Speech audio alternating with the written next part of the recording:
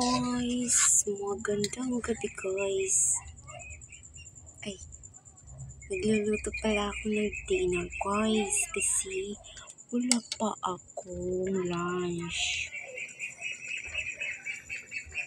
Suman lang yung kinain ko guys. So, sarap yung suman ko pang kape bukas.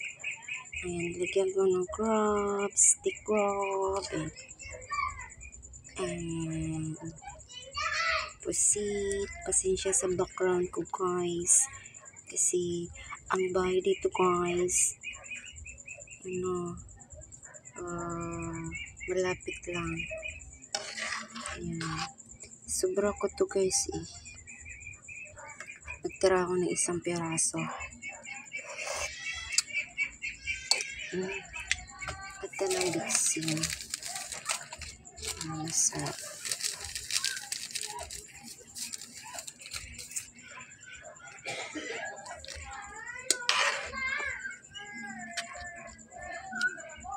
Yan.